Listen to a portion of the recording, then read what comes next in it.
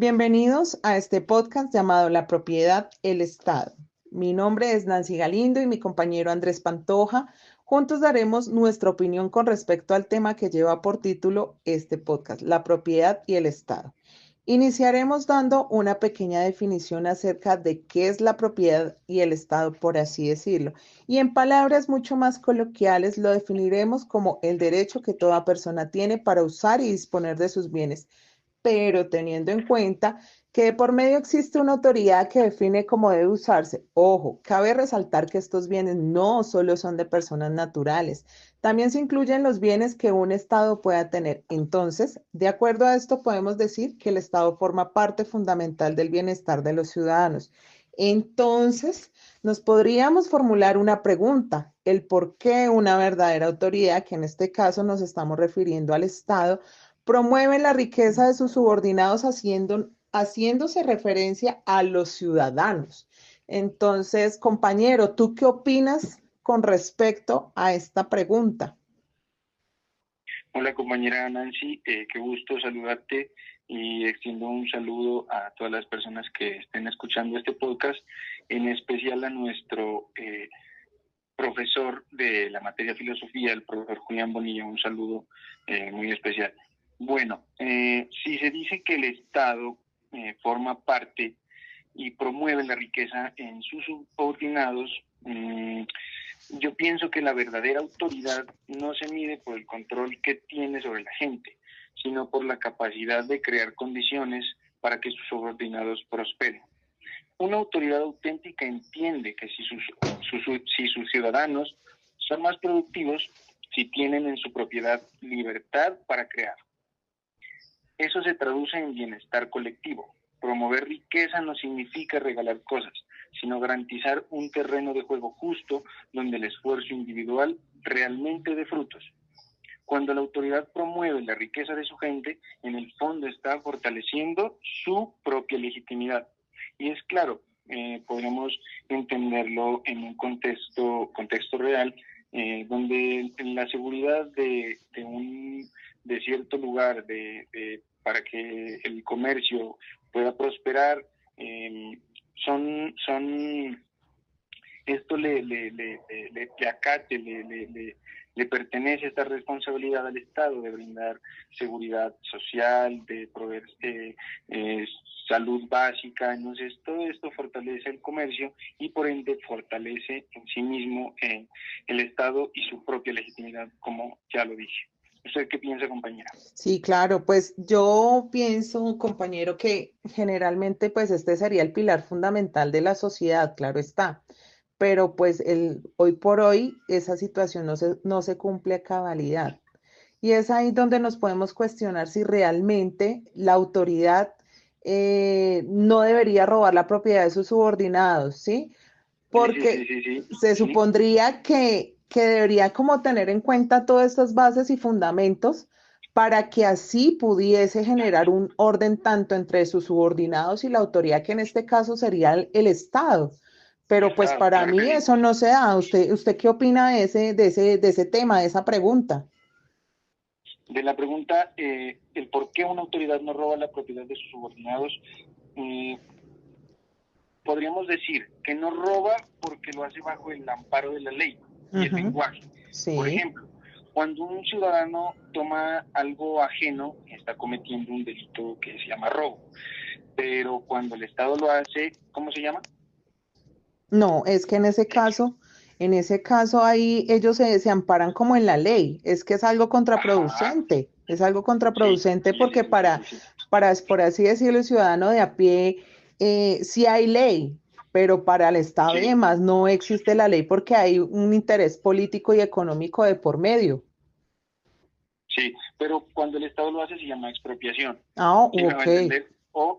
O, por ejemplo, cuando un ciudadano imprime billetes es falsificación, pero cuando la autoridad lo hace, dice que lo hace para extraer recursos a través de los impuestos o la emisión de dinero. Entonces, esa contrariedad se podría analizar desde bastantes puntos de vista, ¿cierto? Ujú. Y yo podría decir que la autoridad no debería robar porque su función es proteger la propiedad y no despojarla. Si cruza esa línea, lo que hace es perder la esencia de su autoridad, ¿cierto? Sí, claro. Y a como estamos viendo en este momento la situación, hablemoslo del país Colombia, realmente es una situación que se está saliendo de control y de las manos. Y aquí podríamos decir que como tal, esta pregunta sería como una pregunta que todos los colombianos deberíamos hacernos del por qué el Estado no debería cuidar los intereses de nosotros como ciudadanos y realmente hoy por hoy se ha escuchado muchísimo la definición que tú, Andrés, compañero mío, estás brindando acerca de la expropiación, porque realmente es un tema que al ciudadano le está preocupando porque el concepto como tal del Estado es un concepto en donde se abordan un poder político supremamente grande, es en donde se concentran todas las leyes.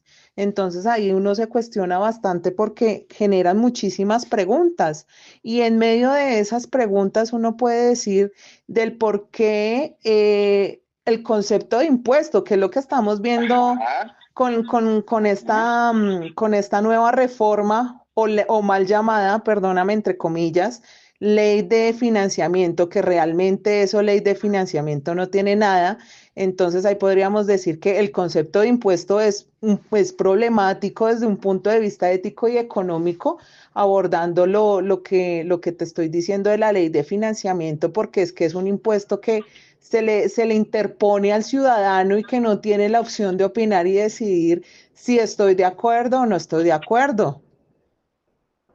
En- Sí, viéndolo desde el punto de vista desde el individuo, es una transferencia forzada, ¿no? De su esfuerzo hacia la autoridad. Ujú. Y económicamente también genera tensiones, porque la riqueza no surge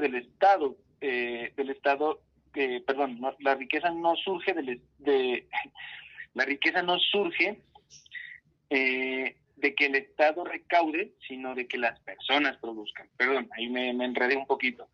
No hay problema. Entonces, cada peso que se extrae vía impuesto es un peso que pudo haber sido invertido, ahorrado o consumido de otra manera, ¿cierto? Sí, claro, pero Ahora, ahí está, perdón aquí, antes de que se me vaya la idea, ahí podríamos nosotros decir hasta qué punto el impuesto sigue siendo un medio legítimo de financiar al Estado y desde qué punto se convierte en un obstáculo para la libertad y la prosperidad de los individuos, ¿cierto? exactamente, claro que sí.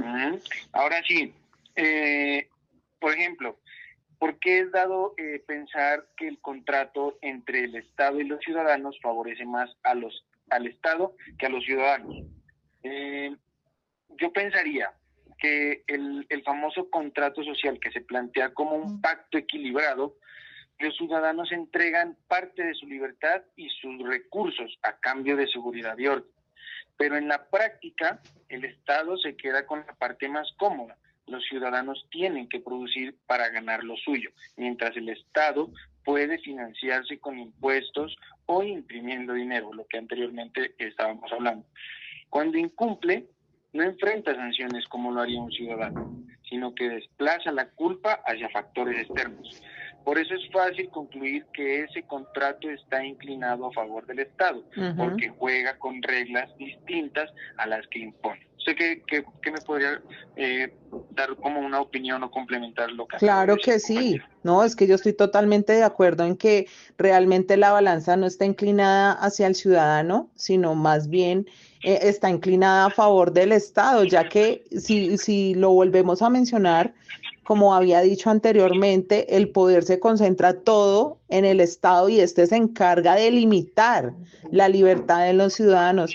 Es más, específicamente estas limitaciones no están enfocadas al bienestar del ciudadano y si hablamos del término impuesto, que como bien suena es una imposición, volvemos otra vez a retomar lo que hoy por hoy se está escuchando sobre la famosísima ley del financiamiento, que realmente esto de financiamiento no trae nada, sino es una imposición, es una obligación que es exigida como tal del Estado hacia los ciudadanos.